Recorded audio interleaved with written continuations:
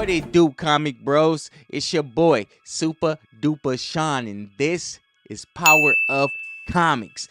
And for all the great comics that came out this week's, boy, there was some trash. I mean, there was some terrible. People were so excited about JMS coming back to comics, and I'm like, yo, let's analyze his best work, right? Spider-Man, people would agree to say that was his best work. He is responsible for some of the worst Spider-Man stories in history, that being Sins Past and One More Day. Now, I know that came at the end of its run, but let's not confuse 24 Karat Plated with the real thing. You know what I'm saying? I mean, it looks good, but it ain't all that, is what I'm saying. Thor, I give it about a 6 out of 10. I always felt like his Thor run was a little bit overrated, and it's so damn small.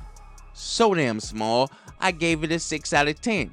He also did some Captain America work, a 6-issue miniseries. I think it was in 2023, and that was not well received. I did not like it at all. These are my opinions, man. These are my opinions, but a lot of people in the comic book community feel the same way. So when you give this man a slew of characters with free reign, just because he created Babylon 5 40-something years ago, people think that it's gonna be great. The comic that we're talking about today was written by your man J. Michael Straczynski, Doom, Rocket Raccoon, and you know what? I ain't even gonna say nothing. Let's get into this book, man. The comic kicks off with Doom summoning Rocket to his house. Rocket's complaining about how far he had to park his spaceship, and this just comes across bitchy and not funny. I mean, the way he writes Rocket in this story is just annoying, guys. I'm serious. Doom gives him a tour of his castle, then offers him to sit and feast. Not only does he write the characters annoying, but look at his editor notes, y'all. They don't need to know the page number, just the issue. Seriously, they can find it for themselves. Look, I'm trying to be thorough. It's my job. Nobody asked you. And we're not having this conversation again. Talk to the wrist, cause the hand ain't listening. Like, what? What are you talking about? Talk to the hand, cause the wrist ain't listening. Yo, he sounds like a writer that's just outdated, out of touch, and quite frankly, not in tune. Definitely, this guy is full of himself, and he is a definite great big ball of goof. This panel right here is just so hard to look at. Rocket Raccoon looks like the Chuck E. Cheese rat. Like, look at him. Man. So Dr. Doom is giving his sob story to Rocket, and it just seems out of place. Telling him about his mom and his dad and their struggles, all the times he lost in battle to the Fantastic Four, the pain he caused to others. Essentially, he is questioning if this path was his destiny from the beginning, or did all his choices lead him here? And I'm like, is Dr. Doom on a dinner date with Rocket?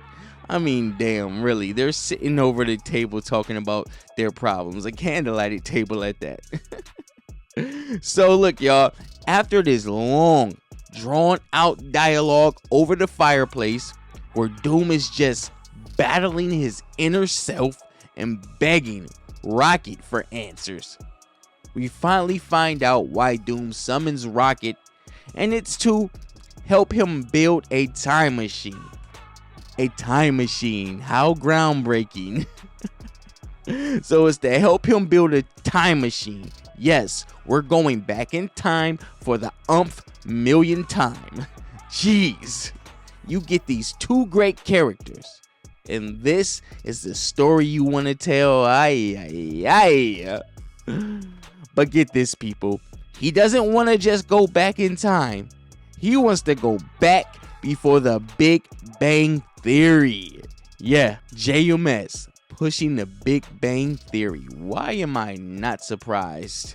This is the same guy who made fun of the Bible and all that stuff. Yeah, this is this guy, this goof. So, this is the big payoff. He wants to know the meaning of life. So it takes 2 weeks for them to build this machine. And the final piece required a magic ritual where a piece of Doom's soul was extracted and entrapped in this crystal. They insert it into the machine and the journey starts.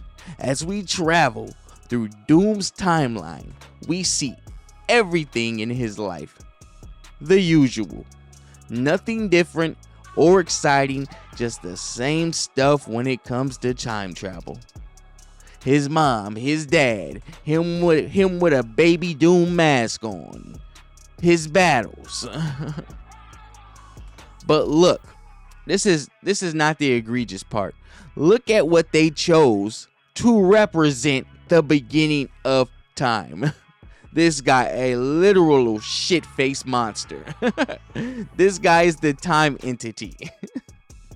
This Clayface knockoff, shit-face.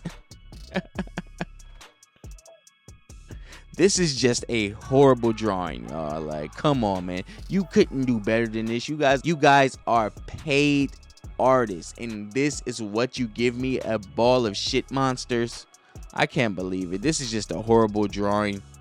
And after a very stupid conversation with this entity, he realizes that the universe was created to find the kind of purpose that drives you. And yes, people, that's essentially what this comic was. I cut through all the fluff because it was just that bad, and if I would have put the extras in it, I know you would have skipped out. This is what we're coming to now. We bring JMS in. He gets these dope-ass characters of Dr. Doom and Rocket Raccoon. So many things you can do with these two characters, and you tell a cookie-cutter time machine story. Not one action scene to be seen in here besides maybe a Doombot head blowing up. And it's just a bunch of, oh, since we swamp bodies, I know how you think. I know how you think. You're the only one on my level mentally. But Doom is actually trying to go back before the Big Bang Theory to see what drives him. This is Dr. Doom, man. He knows what drives him already. This comic did not make any sense, and it was just freaking boring and so stupid. It was so stupid. Why would you need to go back to the start where the Big Bang happens to find out your purpose? Why would you have to do that? I just don't get it. And why do we have a shit-faced monster, a big ball of goop, as the representation of the beginning of time? Tell me how that makes sense. Two awesome characters. There's so many good stories you could tell when you bring these two characters together. And this is the best you could come up with. Come on, JMS. Come on, JMS. And it's not over, y'all. It's not over, because he has a whole slew of books coming out. And they are team-up books.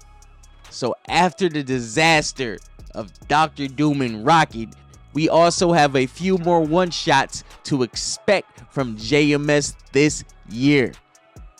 And that's Captain America and Volstagg, Nick Fury vs. Fin Fang Foom, Hulk and Doctor Strange, Ghost Rider vs. Galactus, Spider-Man vs. Dr. Octopus.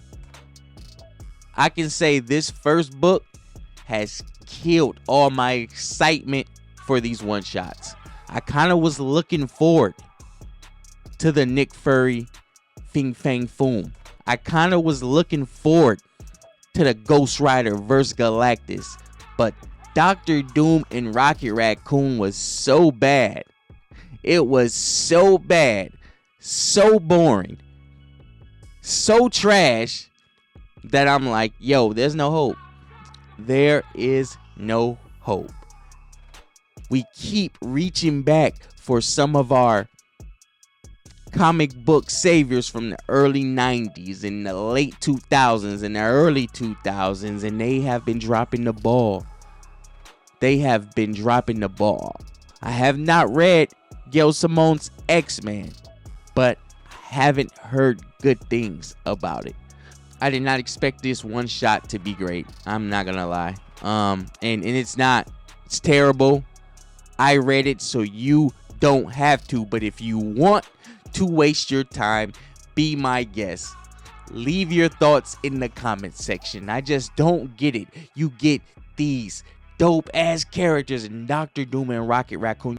You know what I could do with a Rocket Raccoon in a Doctor Doom series? Man, come on, bruh. Come on, the possibility is endless. I can be all in space with it. Spaceships fighting. Come on. You can think of you can use literally anything because these guys are geniuses. But you choose a cookie cutter, let's build a time machine and go back to the beginning of time. Come on, man. How many times have we heard that story or something like it? Be groundbreaking. Dare yourself to be great. Challenge yourself. I'm your boy, Super Duper Deuces.